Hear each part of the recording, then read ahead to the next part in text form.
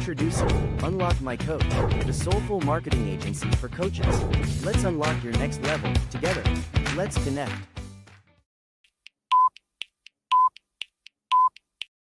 Success to me is, I think, the best definition I've ever come up with. And this isn't like trademarked or carved in stone, but it's like maximal choice in any given moment, from a health perspective, from a financial perspective, from a time perspective, even from like our relationship perspective. And for me, it's like, well, you have maximal choices at any given time to be able to work together with the people you're closest to do the things that you want to do in that moment. So it is a lot easier to build something that actually serves your lifestyle today, while also making the impact that you want for the people that you want to serve. Don't worry about the pressures of the deadlines or the time, being able to attain what your life really wants to look like. But don't worry about making mistakes. If you're not making mistakes, you're not trying hard enough. And I really believed that. You have to be able to embrace the mistakes all the time, or you're not taking the risks that actually get you what you want. It's just, I mean, that's, again, health, wealth, relationships, fitness, all of that stuff included. Like, you have to recognize how to live outside of the quote unquote norm or the average. And that's going to feel risky. That's going to feel scary. And then it's even more so when it doesn't work and you hit a failure point. So we don't get a lot of love and support and understanding and empathy and good advice from the general public when it comes to what we do. So I do think it's really important for us to remember our mistakes, remember our failures, remember our struggles, and empathize and support each other. Your relationships matter more than anything. But in the meantime, you're right. I mean, that spontaneity, that ability to connect, it's just, people are desperate for ways to connect with each other, collaborate together, solve bigger problems. And I think that's where people like us who are helping everybody get on the same page conceptually of what we're trying to do here together as small business owners, solo business owners, working together to help solve problems for organizations, entities, other individuals, it makes such a big difference. Welcome to Unlock My Coach, a podcast for seasoned, soulful, and successful coaches. In every episode, you'll hear incredible stories from coaches who are building their brands and making their mark in the booming $20 billion coaching industry. Who am I? Stacey Gonzalez, your host and founder of Unlock, a digital marketing and personal branding agency that helps coaches launch, market, and grow their businesses. Ready to unlock your coach? I know I've got your key in here somewhere. Welcome to today's podcast. Our guest today is someone who completely redefined what success looks like as a creative entrepreneur and then built a blueprint to help others do the same. Torrey Dawley is a brand strategist and business coach who teaches founders how to attract high-quality clients with big budgets. We all like that big budget part, without the burden of building large internal teams or running themselves into the ground. After nearly burning out from scaling a traditional design studio, Torrey took a step back, redesigned everything from the ground up, and created what's now known as the Hub model, a flexible, scalable approach that prioritizes freedom, craftsmanship, and true client connection. Today, Torrey's business outperforms big agencies by staying lean, custom, and intentional. And now he helps others do the same. If you've ever wondered whether you could build a thriving business and have the lifestyle you want, this is definitely the conversation for you. Welcome, Torrey. Hey, how's it going? Thank you so much for being here today. So kick us off a little bit and give us your definition. I know we talked about this a little bit of brand strategist, business coach. What are the intersection? What does that look like for you now in your current state? Yeah, those are big terms that have a lot of different definitions, right?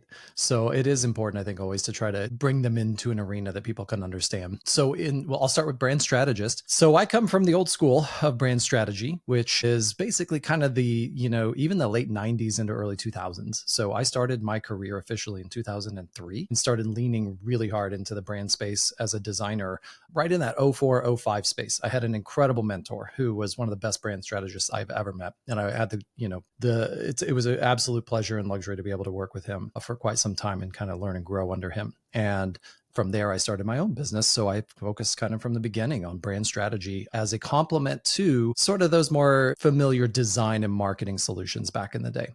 So it was really important for me to not be the person at the end of the decision chain, being told what to do and make those decisions. Designers don't tend to love that. And I kind of learned early on, and again, this is before that word brand was really better understood like it is today. Like we kind of have the opposite problem now where most people think they get it now and they're off. So in the purest sense, yeah, brand strategist. I mean, for over 20 years, I've served my clients and then my students, in developing their brands from the beginning and from the ground up to leverage that as the basis for their business decisions, which therefore leads me to the business side, which I officially started my business in 2006.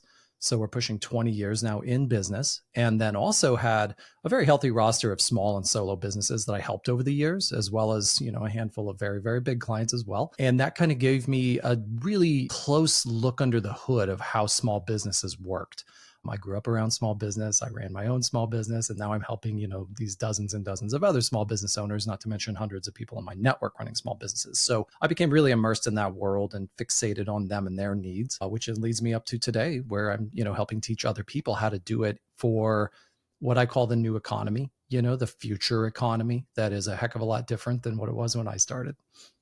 So success for you, I'd imagine, has probably changed over the years and as you've grown and as your clients grow. So how do you define success for yourself as a brand strategist and business coach? I think of it more holistically. I mean, success to me is, I think, the best definition I've ever come up with. And this isn't like trademarked or carved in stone, but it's like maximal choice in any given moment. Like, I feel like that's really, to me, the definition of success. And that means, from a health perspective, from a financial perspective, from a time perspective, even from like our relationship perspective, like how successful is a relationship, right? Like what are the metrics for that? How do you measure that? And for me, it's like, well, you have maximal choices at any given time to be able to work together with the people you're closest to do the things that you want to do in that moment. And I think that for me, I'll try not to go on too big of a tangent here, but one of the things from running my own business and working with some of these massive clients is, I have a couple legitimate billionaires in my personal network. I could pick up my phone right now and call them. And one of the things that I learned pretty quickly from that level all the way down was how easy it was to look at them and call them successful. But I had front row seats to what their life really looked like under that, facade of success. And I can say with utter honesty, I wouldn't trade my life for any of theirs. I mean, there was just financial was not the only mechanism, for that. With that said, you're going to have a really hard time in the modern world if you don't take care of that financial side as well. You will not have maximal choice for some of the things you might want out of your life. And it only gets harder as you neglect that because compounding is a thing. So I really kind of try to focus across the board on what it means for you to be successful in your life. And it kind of transcends then, really the brand and the business side a little bit to me. Those become vehicles or mechanisms or support, for being able to attain what your life really wants to look like. And, I get that pejorative every now and then of like lifestyle business, and that kind of thing that people will scoff at, which I think is hilarious to me because that used to be a nice little dig if somebody wanted to throw that at you 20 years ago. Well, nowadays, I mean, the building of teams and scaling and serving high quality clients for really big budgets does not require anything even remotely close to the old brick and mortar business. So it is a lot easier to build something that actually serves your lifestyle today while also making the impact that you want for the people that you want to serve. Such a good point. What are the mechanisms for you that like I'm in the space of success for your own definition for yourself?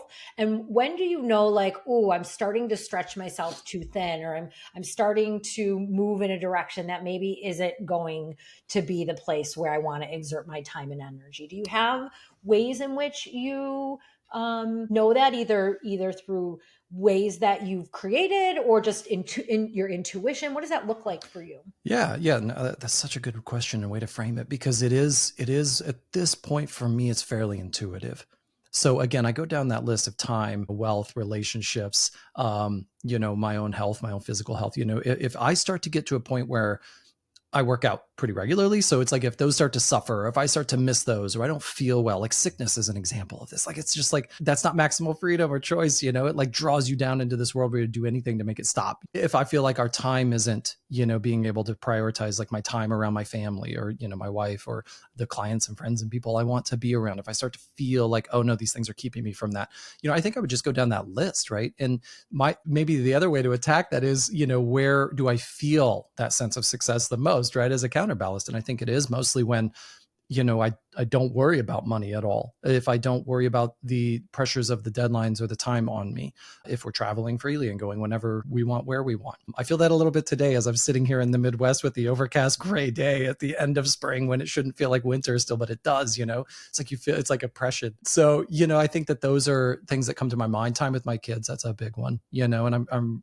again, part of my lifestyle is I have my studio in my home. I mean, I used to have the really hot, cool studio downtown and all that stuff, pre-kids. There's nothing that would pry me away from my time with my kids again. We homeschool our two youngest. So it's like really important to me that we're here all the time together. There's no separation there. And I have my private space to be able to work, correctly, but I go and interact with them all the time. They don't know a world where I just leave and then come back 8 hours or 9 hours later, right?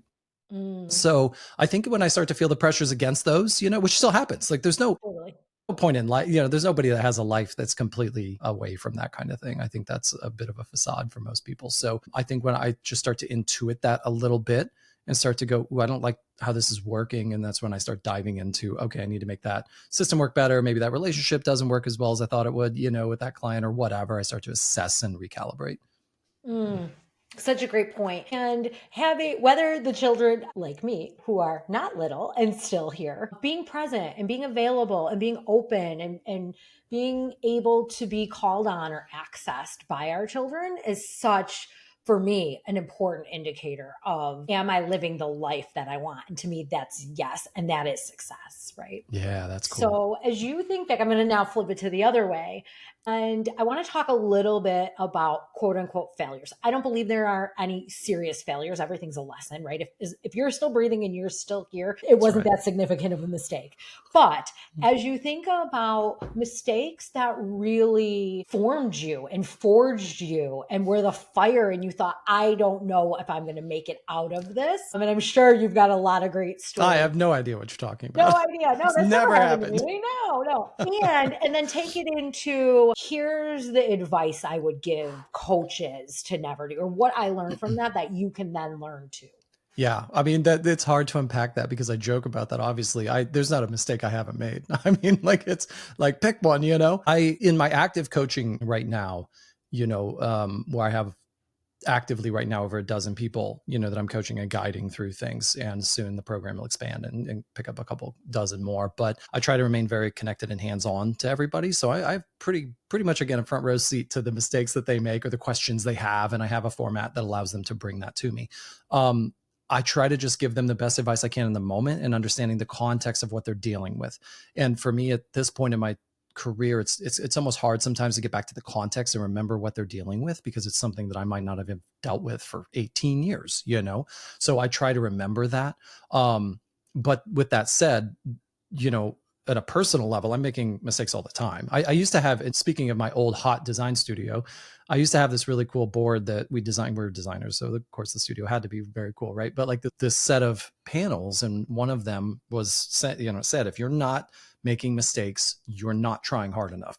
And I really believed that. And I would follow that up with the guys of, my team with like, hey, but just don't make the same mistake twice. Okay.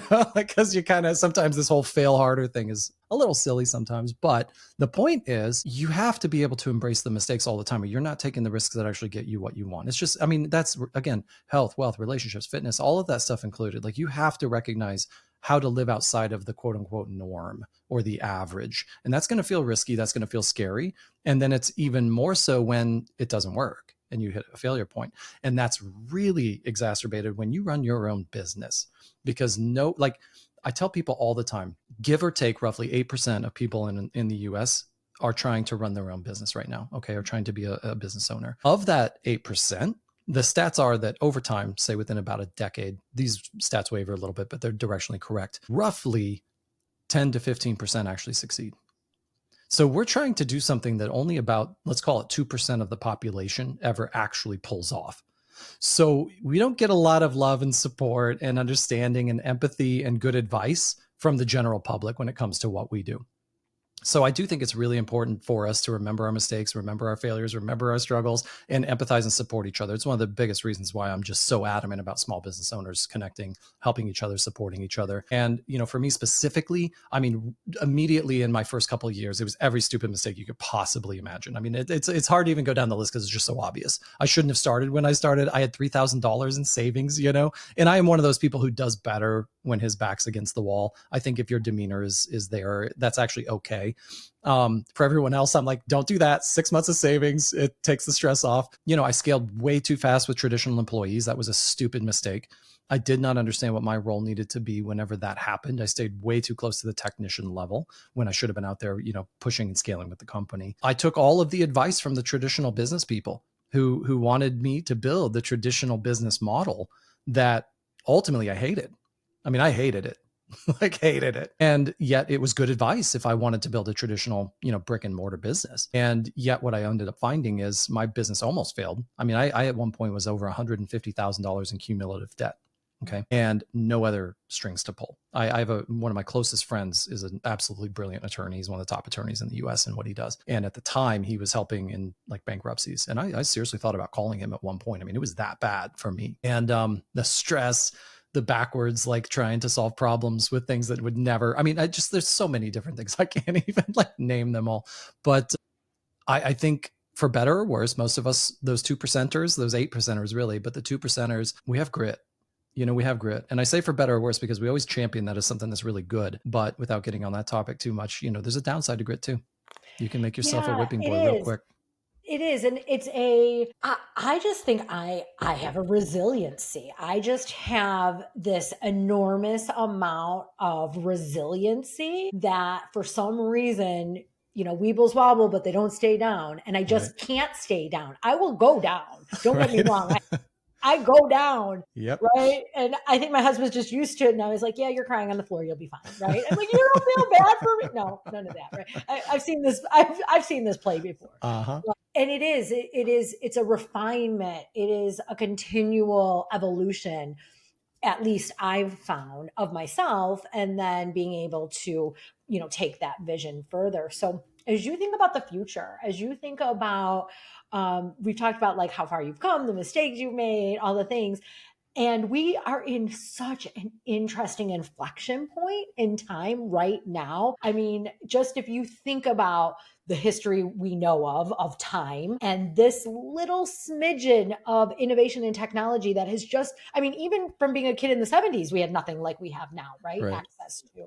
I mean, people weren't accessing other parts of the world. We have more access to understanding and ways of thinking globally than we've ever had before. Mm-hmm. How does that impact your purpose and your vision as you think about your forward motion? I mean, it's interesting because there's a sort of normal progression, and then there's that unknown that you're kind of alluding to here.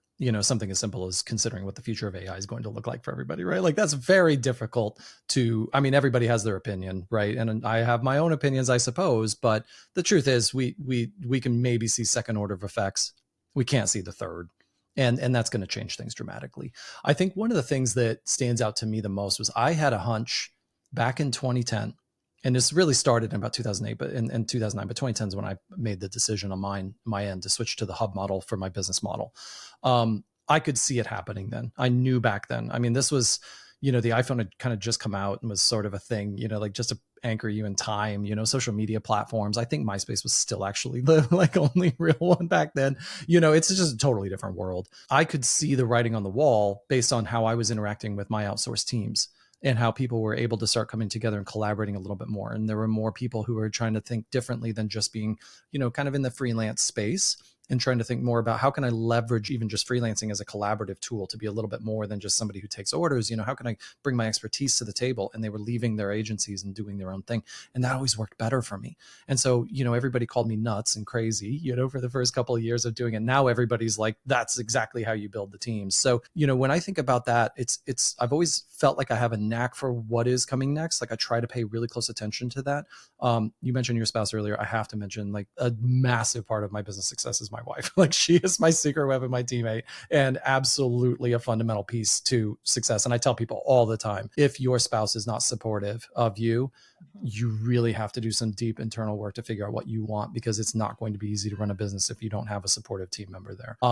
And with that said, she and I discuss the future all the time. We're constantly, she's obsessed with it. I'm obsessed with it. And, so we are looking for where's the puck going to go. And, for me right now, I think that that's just going to continue to move, at least in the near term, direction of more and more individual experts who are tired of kind of having a cap on them with their traditional employment or their traditional, agencies they work for in-house or wherever. And they want to branch out and start doing their own thing, but they don't want to be on an island. They don't want to be somebody who's just sitting there as that solopreneur, in the sense that they truly actually just work alone and do their own thing forever. They actually want to figure out, well, how can I build some of the teams and the, other players that can make my product not just stronger and better in the marketplace, but also make me not go crazy. Right. And so that's what I found years and years and years ago with the hub model. That was the delightful little surprise I had in just seeking a lot more flexibility in who I worked with. I found that it was actually a massive competitive advantages when I was custom building my teams to fit my clients' needs, when all my other agency competitors couldn't do that. They were all pigeonholed to who they had on their staff. And I was like, whoa, that's kind of a big deal. So I started leaning into that. And that feeds into what I'm kind of teaching people to do now, is to fixate and focus on that collaboration element. And that affects everything. I mean, that's brand strategy and marketing too. I'm not one of these like marketing is just some precursor to sales for new leads and revenue. Like marketing is a through line in all of business to me. And I show people how to build their business that way so that they're always bringing the important data back. And that's the brand strategist to me. Future moving forward, I think we leverage more and more technology all the time. The heavy lifting for all the menial tasks. I mean, it's all the average things you hear about AI. That's all true. It's all going to happen. And I think we're going to skyrocket into that a lot faster than people think. And as far as I'm concerned right now, I've kind of adopted my latest mantra of team human for life is what I call it. I have my lukewarm is death, which is kind of my fundamental, but team human for life is kind of my approach to this, that I think the closer people are to humanness, that those are going to be the winners. Yeah, it is conscious connection and being able to find ways to let people be and bring the fullness of who they are into the workplace, right? Into these creative collaborations.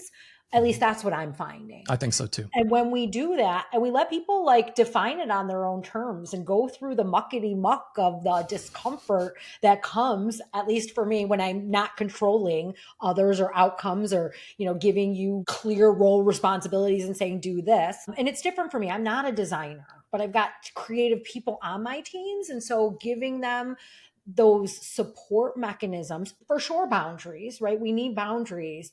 But really, people will always surprise you when you allow for real, conscious, open connections. And there's nothing that anybody, at this point, I've seen it all, there's nothing that anybody could come in and say to me that would actually rock my world. Like nothing. There's nothing at this point in my life and business that like we can't work through, we can't handle if you're the right person. And I think that's the change. I see a lot of, for you, you had that, what you said, years ago when you're like, I'm not going to build, that's great advice if you want to build traditional. But for those of us who want to do things differently, and as we move into the future where that is required, the younger generations don't want all the nonsense and BS that, we've built into traditional systems. That's crumbling. We see it now. It's all crumbling. Absolutely. And so those of us who can withstand the earthquakes and the dismantling and really build new ways of being in community and connection is really going to be that new business that's coming through. It's well said. I think you're emphasizing the need for that in-person thing too. I think if I were to throw one little nugget out there for people, that need for in-person human connection is just going to continue to be superior to everything else. All the other technologies are moving away and excelling and creating really amazing experiences otherwise. In the late this year and next year, my plans include quite a few like in-person meetups, events, sessions, workshops, that kind of thing. I'm kind of taking this thing on tour a little bit because I think that that's just so important. And there's just such an amazing delight. I had a kind of a mini meetup with some friends in Phoenix when I happened to be out in the region earlier this year. And it's just absolutely electric when you have the people together, especially when they have the sense of knowing each other offline or online, and then they meet offline. And anybody who's been in the professional world, who's been to professional conferences, and has gone back and seen people they maybe haven't seen in a year, 6 months or something, they all know that feeling. Yes. And I think that we're just going to continue to lean back into that. But I think the model looks very different than some of those more kind of corporate conferences that people were used to. I think it's a lot more organic and kind of connecting. And it's actually preferred. People want the organic. They want in on the kind of messiness of, I'm pulling a dinner together. I'm going to invite some people I know in the area. I think you'd be really interesting. I've got some other interesting people. I really don't have an agenda. Like, you guys want to get together? And people are like, count me in. Yeah. Right. So and then you don't have to manufacture anything. It will naturally emerge where the connections. Oh, that's such a good point too, Stacey, because that's so easy. It doesn't have, you don't need a marketing funnel. Well, right. What you need are people. And this is, I harp on this all the time, and you know this, it's like the quality of the people that you bring together, your network. And I love it when people crap on the word networking, and when they act like networking's terrible and you shouldn't network. I'm just like, keep it, bring it, please. Convince all of the other bottom feeders with you, because I can't stand that. Like, to me, like, that your network is your net worth concept is very real. It's very true. And it's always who you know. It's always been about who you know. Your relationships matter more than anything. And as far as I'm concerned, there's no better word in the English language. And if they have a better suggestion, I'm all ears. But that's networking. That's what real networking is. That's not this stupid, like, handing out business cards to collect a portfolio of people. It's relationships. And the more that we can exist on these, like, professional, personal, and there's like I don't want to use the word spiritual in this sense, but there is something that's very close to that. And it can be that, but I'm saying even just naturally, like, we're there where we're watching the sort of human spirit be pulled out of things and mimicked in other ways that aren't quite complete right now. We're in this real messy space where the mimicry is not quite there yet. And I think that's what people are reacting to. I don't know where it goes in 10 years. I have a feeling, I suspect it's going to get weird, but in the meantime, you're right. I mean, that spontaneity, that ability to connect, it's just, people are desperate for ways to connect with each other, collaborate together, solve bigger problems. And I think that's where people like us who are helping everybody get on the same page conceptually of what we're trying to do here together as small business owners, solo business owners, working together to help solve problems for organizations, entities, other individuals, it makes such a big difference. Love that. Thank you. Thank you for kind of highlighting what really is the core of what's important. And that is relationships. That is the people piece. That is the value of coaching, having somebody who can stand beside you, be a mirror so you can see yourself, so you can not judge yourself, because we're the worst judges on ourselves, right? And allow others to grow. Okay, we've come to the fun part, where I'm going to put you on the hot seat. I'm going to ask you these questions, and let's see what intuitively, and I know a lot good will come up because you are so intuitive. So, ready? The value of working with a coach is insight, speed, reinforcement, revelation. Maybe revelation's a good word. The book I always recommend. Oh, that's easy. It's not how good you are, it's how good you want to be, by Paul Arden. One superpower I bring to my clients. Energy. My first client taught me. Humility. One non-negotiable value. Integrity. The wildest dream I'm chasing right now is freedom. I recharge and refocus by family time. If my business was a song, it would be. Oh, God. I'll say The Cure's Love Song, because it's one of my favorite songs. It's one of my favorite songs of all time. The biggest unlock I've learned being a coach. Listening. Who is the coach you most admire? Well, my wife doesn't count. So I will say Josh Miles, my buddy Josh Miles. He's been instrumental in my success for sure. And I admire him to the end of the day. Love that. In 5 years, I hope people understand working with a coach is non-negotiable. Torrey Dawley, thank you so much for being on the show with us today. If people want to connect with you, how can they do so? Online. I'm on X, LinkedIn, search me up. I've got my website, all that stuff is where you'll find me. Thank you for being here today. Thank you. This was fun.